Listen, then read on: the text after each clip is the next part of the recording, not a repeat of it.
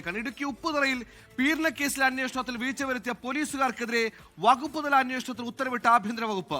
2012 നടന്ന കേസിൽ അന്നത്തെ ഡിവൈഎസ്പി ഉൾപ്പെടെ 7 പോലീസ് ഉദ്യോഗസ്ഥർക്കെതിരെയാണ് ആഭ്യന്തര അന്വേഷണത്തിന് നിർദ്ദേശമുള്ളത്. കൃത്യം നടന്ന സ്ഥലമോ പെൺകുട്ടിയുടെ ആരോഗ്യത്തെ സംബന്ധിച്ച റിപ്പോർട്ട് പോലും നൽകാതെയാണ് പോലീസ് ആർക്കോ വേണ്ടി കുറ്റപത്രം സമർപ്പിച്ചത്. അന്നു മടക്കിയ കുറ്റപത്രം വർഷം ഇത്ര കഴിഞ്ഞിട്ടും ഒന്ന് തിരുത്തി മടക്കി അയച്ചതുമില്ല.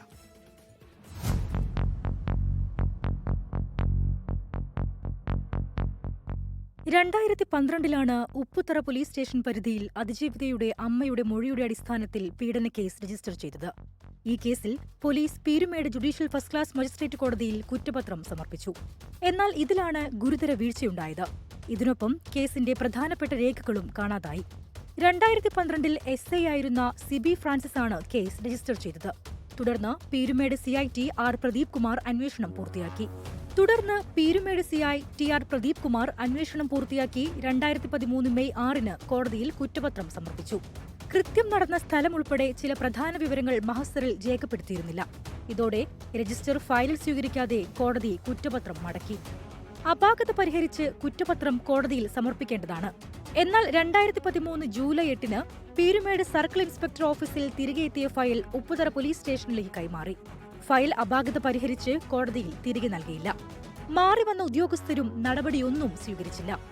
ഇതുകാരണം അതിജീവിതയ്ക്ക് സാമാന്യ നീതി കിട്ടിയില്ല. കുറ്റപത്രത്തിൽ ഇരയുടെ മെഡിക്കൽ സർട്ടിഫിക്കറ്റോ പ്രതിയുടെ പൊട്ടൻഷ്യൽ സർട്ടിഫിക്കറ്റോ കൃത്യം നടന്ന സ്ഥലമോ മഹസറിൽ രേഖപ്പെടുത്തിയില്ല. ഇതിനുപുറമെ അതിജീവിതയുടെ സ്കൂൾ അഡ്മിഷൻ, സാക്ഷിമൊഴികളുടെ അസ്സൽ എന്നിവയാണ് കാണാതായ രേഖകൾ. ഇതെല്ലാം ഉണ്ടെങ്കിലേ പ്രതിക്കെതിരെ വിസ്താരം പോലും നടക്കുകയുള്ളൂ.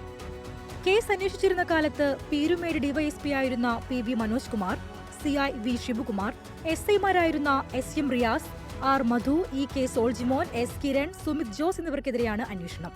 എന്നാൽ ഇതിൽ SI സുമിത് ജോസ് രാജിവെച്ചതിനാൽ അന്വേഷണത്തിൽ നിന്നും ഒഴിവാക്കിയിട്ടുണ്ട്. 24 ഇടുക്കി.